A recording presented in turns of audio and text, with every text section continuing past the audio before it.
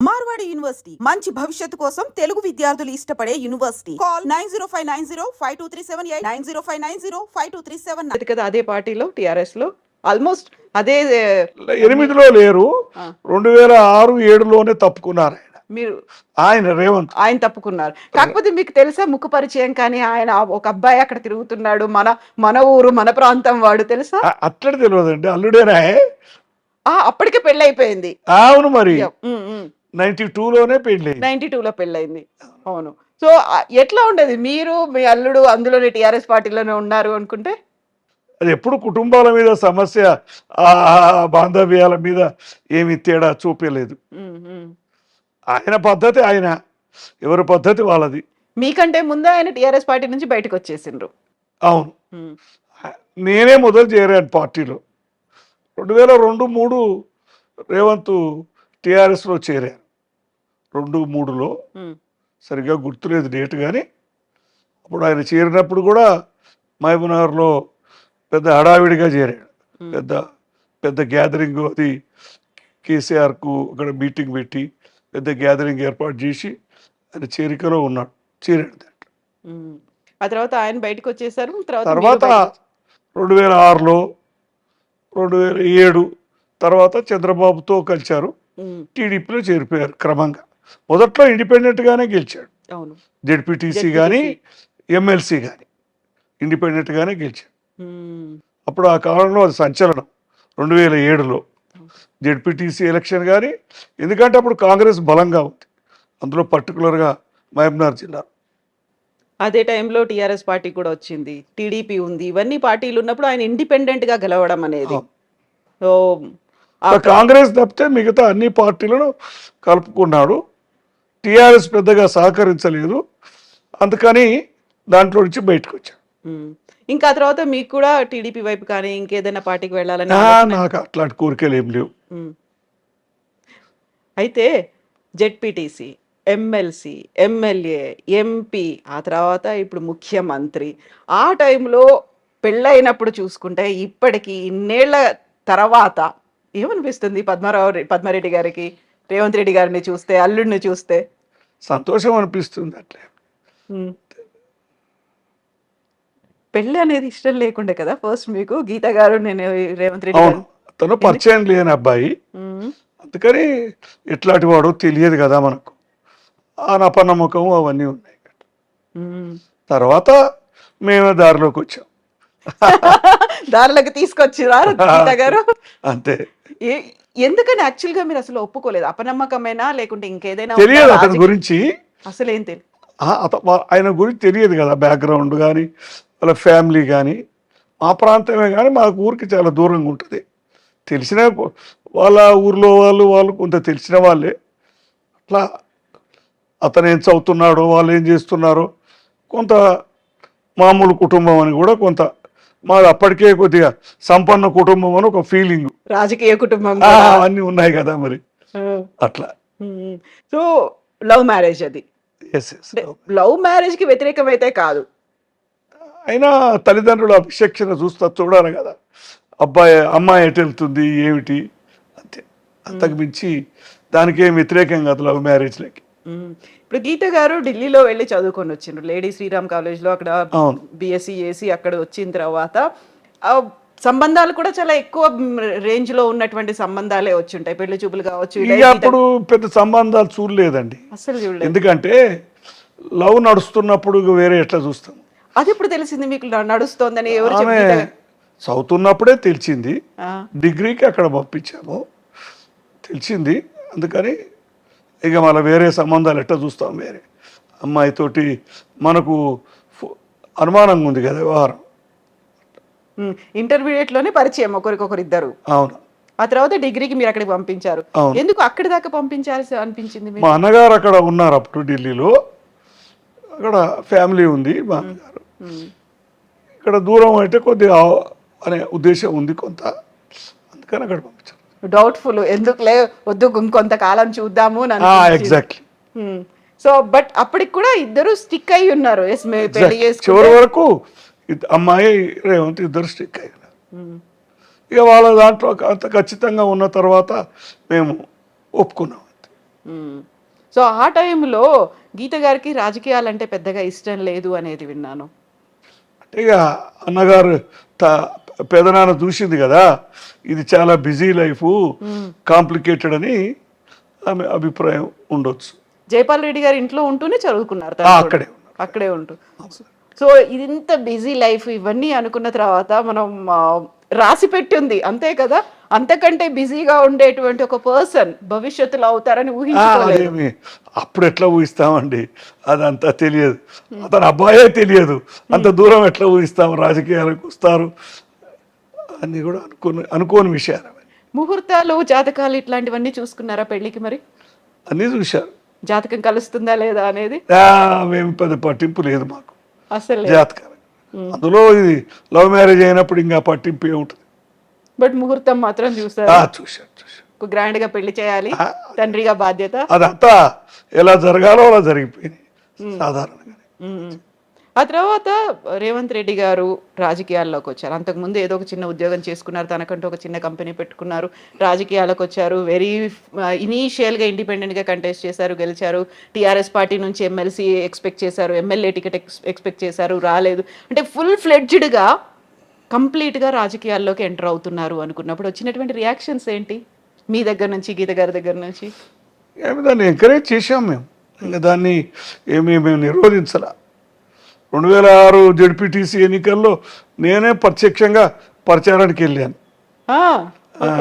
మా ప్రాంతమే కదా కల్వకుర్తి, మా అన్నగారు మొదటి నుంచి ఎమ్మెల్యే 4 సార్లు గెలిచిన ప్రాంతమే కదా మండలం. అప్పుడు మిడ్జిల్ మండలంలో పోటీ చేశాడు రేవంత్, ఓపెన్ కేటగిరీ అది.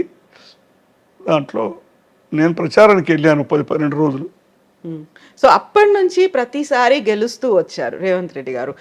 వెరీ రీసెంట్గా కొడంగల్లో మాత్రమే అక్కడ ఎమ్మెల్యేగా ఓడిపోయి అక్కడ నుంచి వచ్చి ఇక్కడ ఎంపీగా గెలిచారు కదా, అదొక్కటే ఓటమి. మీరు ప్రతి క్యాంపెయినింగ్కి వెళ్ళే వాళ్ళ ప్రతిసారి కంటెస్ట్ చేసినప్పుడు? మిగతాది చూసేది, కానీ 2007లో అయితే మనదేం పాత్ర లేదు, ఎమ్మెల్సీ కదా అది, పబ్లిక్ ఎలక్షన్ కాదు కదా. 9లో 14లో 18లో అన్నిట్లో పాల్గొన్నాం పబ్లిక్ ఎలక్షన్స్. మనం స్పీచ్లు ఇట్లీ అట్లా కాదు. 2006లో మాత్రం ఉపన్యాసాలు, ప్రచారంగా సొంతం వెళ్ళడం అవన్నీ. సో ఆ ఉపన్యాసాలు, ఆ ప్రచారాలు, ఎలక్షన్స్ అవన్నీ చూస్తున్నాము. నాకు కొడంగల్లో మొదటి నుంచి అనుభవం ఉంది. 1984-89లో మా అన్నగారు మహబూబ్నగర్ అసెంబ్లీ పార్లమెంట్ నిలబడ్డప్పుడు అక్కడ నేను ఇన్ఛార్జిగా ఉన్నాను మా అన్నగారికి నియోజకవర్గానికి.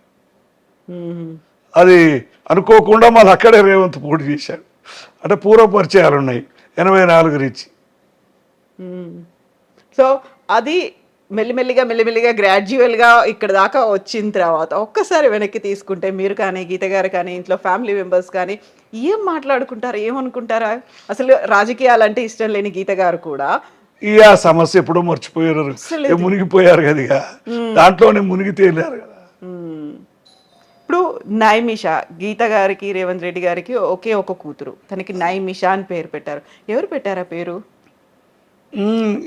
ఏదో కొత్త పేరు కావాలని వెతికితే అది కనిపించింది, మేమందరం కూడా ఒప్పుకున్నాం. నైమిషారణ్యం బ్యాక్గ్రౌండ్ అయితే అది. మనకి రామాయణాలు, పురాణాల్లో మాత్రం నైమిషారణ్యం అనేది విన్నాము, చదువుకున్నాము. నైమిషా అని బుక్స్లో దాంట్లో వెతికారు, వెతికితే ఆ విధంగా సెలెక్ట్. ఇప్పుడు ఈ ఇంటికి పేరు కూడా నైమిషా అని పెట్టి ఉంది. మనవరాలతోటి ప్రేమతో పెట్టుకుంది, అది మీరే పెట్టుకున్నారు ఇది? అవును. నైమిషా బిల్డింగ్ అయితే కాదు కదా ఇది, నైమిషాది కాదు కదా, మాదే ఇది. కానీ మనవరాలు పేరు పెట్టుకుంటాం కదా మన అట్లా. సో తాత అని పిలిపించుకుంది నైమిషా నోట్ నుంచి, అంతేనా? ఆ అటాచ్మెంట్, ఆ బాండ్ అనేది. అయితే ఇప్పుడు ఒకే ఒక కూతురు అంటే మీకు ఒకే ఒక మనవరాలు, రేవంత్ రెడ్డి గారికి ఒకే ఒక కూతురు అనుకున్నప్పుడు మళ్ళీ ఫర్దర్గా ఎందుకు కంటిన్యూ చేయలేదు? ఒక మనవాడు ఉండాలి అడిగాం, కానీ అది వాళ్ళ ఇష్టం కదా, మనం బలవంతం పెట్టలేము, వాళ్ళ తీర్మానం అది. నేను పద్మారెడ్డి గారి గురించి నేను సెర్చ్ చేసినప్పుడు సోషల్ మీడియాలో ఫొటోస్ ఏమైనా ఉంటే చాలా చాలా లిమిటెడ్గా ఉన్నాయి. అందులో కూడా మనవాళ్ళు మనవరాళ్లతో ఉన్నటువంటి ఫోటోలు మాత్రమే ఉన్నాయి. ఎందుకంటే నేను పబ్లిక్ లైఫ్లో లేను కదండి, జీవితంలో నేను ఎక్కువ లేను, అంత లైమ్ లైట్ కూడా నాకు ఇష్టం ఉండదు. రేవంత్ రెడ్డి గారితో ఫోటో లేదు ఎందుకు మరి మీది? ఆయనతో ప్రత్యేకంగా దిగలేదు, కుటుంబంతో దిగాను. ఆ, కుటుంబంతో, కూతురు, మనవరాలు, మా మిస్సెస్తో ఇట్లా ఫోటోలు చాలా ఉన్నాయి. పెళ్ళిళ్ళు ఫంక్షన్లు అప్పుడు ఫోటోలు ఉన్నాయి. కానీ అంతే ప్రత్యేకంగా ఆయనతోటి దిగాలి, ఆయన వెళ్ళలేదు, నేను పోలేదు అంతే. సీఎం అయిన తర్వాత సీఎం అయిన తర్వాత కూడా వెళ్ళలేదు. కంగ్రాచులేట్ చేయడానికి అది వెళ్ళానులేండి, మీరే వెళ్ళారా, ఆయన వచ్చారా? నేనే వెళ్ళా. అంటే కౌంటింగ్ నాడు అక్కడే ఉన్నాం. కౌంటింగ్ స్టార్ట్ అయితేప్పుడు మొన్న 23లో అక్కడే ఉన్నాం, ఇంట్లోనే ఉన్నాం. ఎర్లీగా వెళ్ళి అక్కడే ఉన్నాం. సో అప్పుడు కాంగ్రెస్ పార్టీలో చేరారు ఆయన. యాక్చువల్గా టీఆర్ఎస్ నుంచి టీడీపీకి వెళ్ళారు, టీడీపీ నుంచి కాంగ్రెస్కి వచ్చారు, టీపీసీసీ చీఫ్ అయ్యారు. అందరికంటే ఎక్కువగా ఉన్నటువంటి గ్రూప్ రాజకీయాలు వీటన్నిటికంటే కూడా ప్రయారిటీ రేవంత్ రెడ్డి గారికి ఇచ్చారు. ఆయన టీపీసీసీ చీఫ్ చేశారు. ఒక బరువు బాధ్యతలు అప్పుడే ఎత్తుకున్నారు కదా.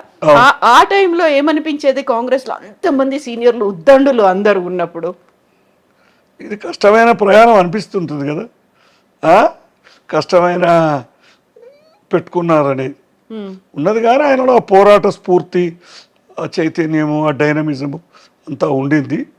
చివరికి అందరినీ కలుపుకొని పోయి చేసిన తీరు బాగుంది. ఆ తర్వాత టీపీసీసీ చీఫ్ కాస్త సీఎం క్యాండిడేటు, అది కూడా అనౌన్స్ చేయడానికి కొంచెం టైం తీసుకున్నారు. ఆల్మోస్ట్ ఒక 4-5 రోజులు పట్టింది అనౌన్స్ చేయడానికి. వెరీ ఫస్ట్ టైం ఆయన 2 రోజులు తీసుకున్నారు నాకు తెలిసి. అంటే కాంగ్రెస్లో సహజమే కదండి, ఇదేమి ఒక్కరి పార్టీ కాదు కదా. సీఎంగా అనౌన్స్ చేశారు. ఫస్ట్ వార్త ఎవరు చెప్పారు మీకు?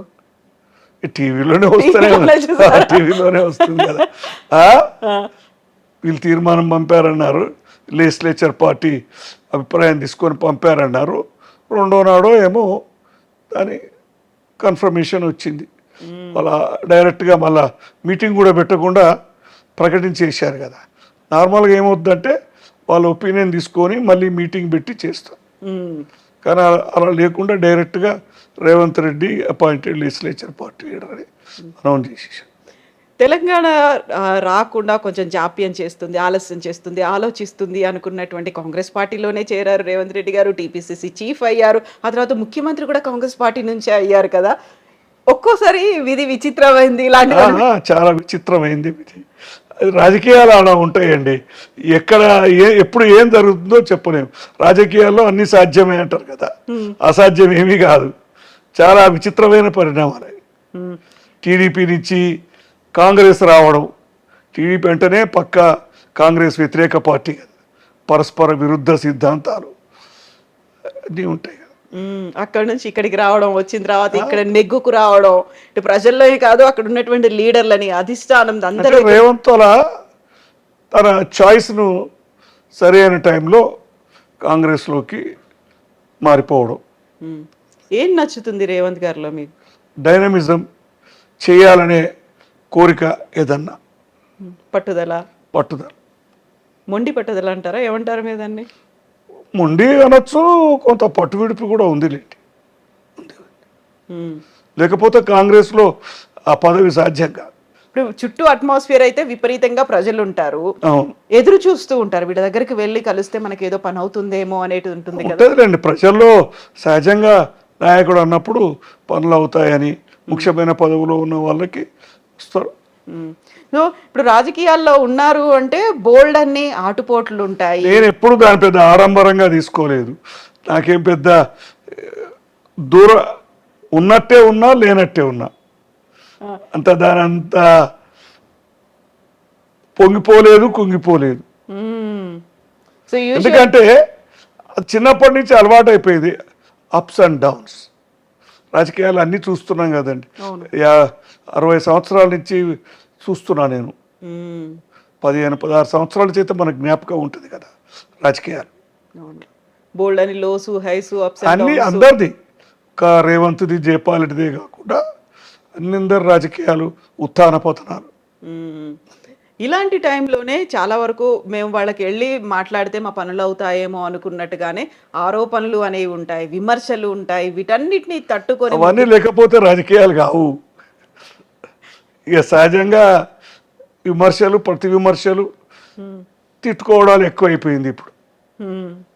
ఏమనిపిస్తుంది ఆ తిట్టుకోవడాలు? ఇవన్నీ అవన్నీ నాకు నచ్చే విషయాలు కావు, సరిగా చెప్పాలి.